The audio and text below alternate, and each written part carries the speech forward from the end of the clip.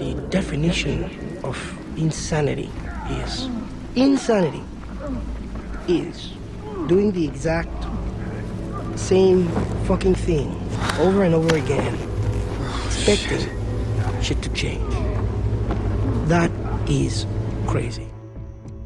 Vaas Montenegro was the most iconic villain in the Far Cry series. A psychotic, unpredictable, but charismatic pirate brought to life by the starring of Michael Mando. His performance was so fantastic that even Vaas was killed by the main character Jason Brody halfway through Far Cry 3. This insane man's own definition of insanity forever stuck in our heads, compared to the game's main hero, who was a lost young tourist from California finding himself trapped in the Rook Island and forced to embark on his journey of becoming the warrior of his true self. Vaas had much more personality, sparkling with interesting philosophical monologues, his complicated past, and insanely charming and charismatic leadership abilities. In this video, I'm showing you what I think are the top 3 most charming and charismatic qualities of Vaas. As shown in the footage of Vaas Montenegro experience, Vaas was a master of creating his own sadistic mind games. He could turn the most common and uninteresting object, and even people, into a clever part of his play, and he never forgets to have fun in the most creative way.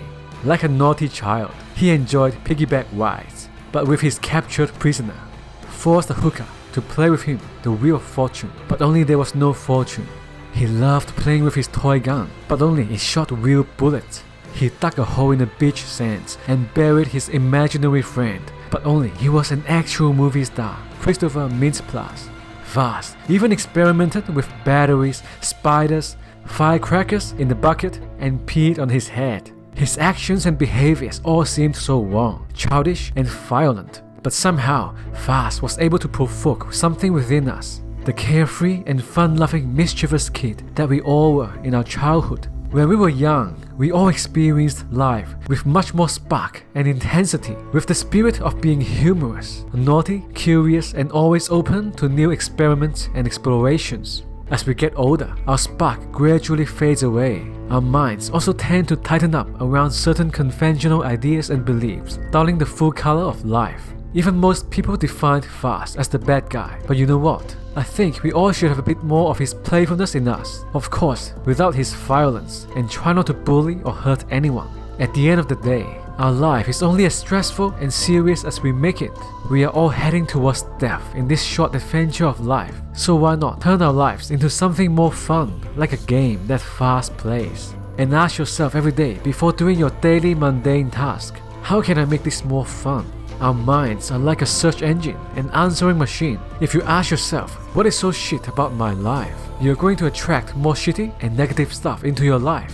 But when we ask ourselves, how can I make this more fun? We shift the focus of our minds towards something more interesting and creative, making the inevitable sufferings in our life slightly more bearable and even more fun to experience. Come on, just take a look at the face of our star. What a beautiful and innocent smile he has. Don't you wish to be happy like him?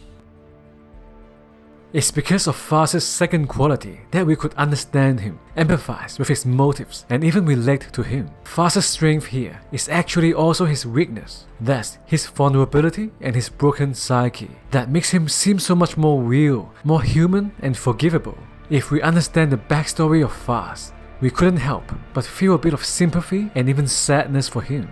Citra was the beloved sister of Vaas. She was known to the rebels as their warrior goddess. Citra was a mystical and superstitious female leader for the Rakyat, kind of like Joseph Seed in Far Cry 5. Cunningly sexy and obsessed with the Rakyat mythology, she was hungry for power and determined to return her tribe to its former glory.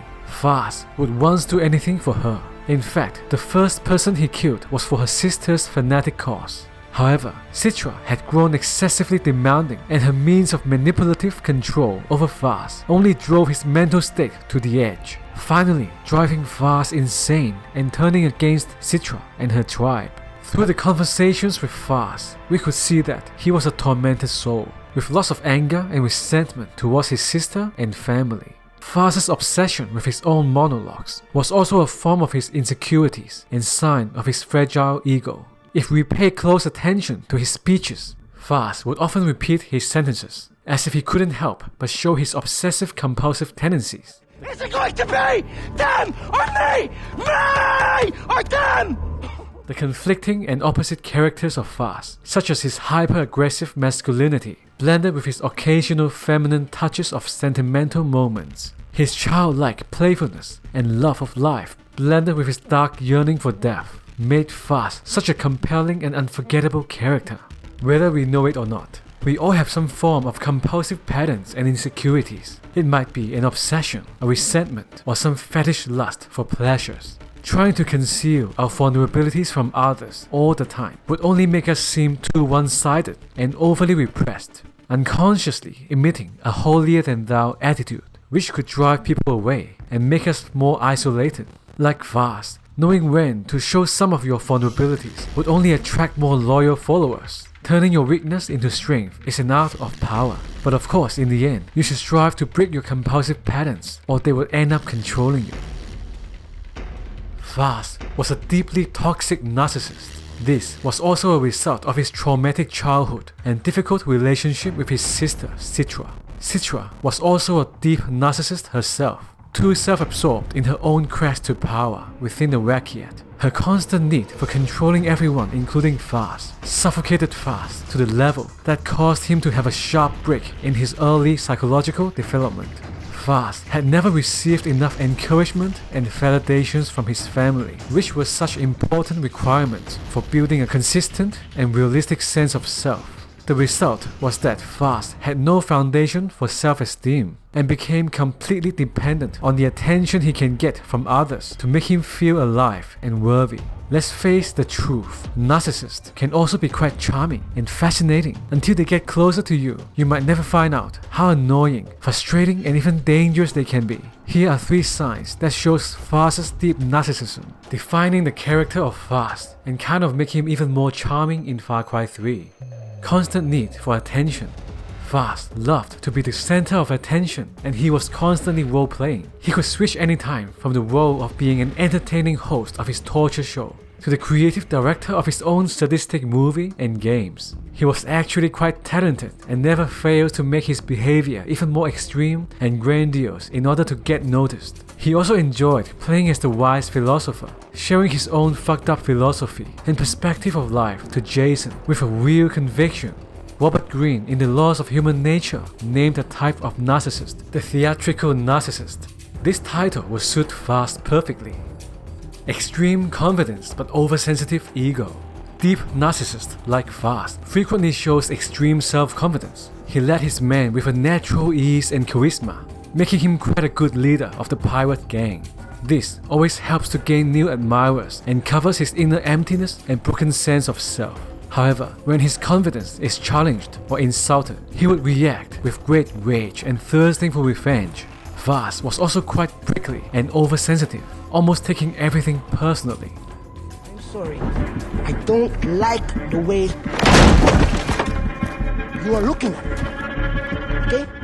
See other people as extensions of himself. Deep narcissists have a complex relationship with other people. They tend to see others as extensions of themselves, also known as self-objects. People exist as instruments for attention and validation. Their desire is to control them like they control their own arm or leg. Vaas seemed to view Jason as a mirror of himself, perhaps his past self. Despite his numerous attempts at killing Jason, in the end, Vaas showed his secret and twisted desire to use Jason as the trigger to end his own miserable life. Hoping he would somehow be redeemed in the afterlife, Vaas would become Jason, and Jason would become Vaas. Take me into your heart! Accept me as your savior! Nail me to the fucking cross! And let me be reborn! Vaas is such a great and memorable villain, not because of his murderous or psychopathic behaviors, but it is because we feel for his weakness and insecurities too. Who doesn't crave for our carefree childhood nostalgia? Who doesn't have any compulsive patterns in their life? Heck, we might all even be a little bit of a narcissist too, just not as deep as Vaas. As long as we try to find a way to transform our self-love into empathy for others, we can still find the love that Vaas has spent his whole life searching for. Thank you for watching. If you would like more videos about charismatic video game heroes mixed with awesome video game music and self-help life advice, make sure you subscribe to our channels, be an inspired gamer and Miseyxo. See you in our next video.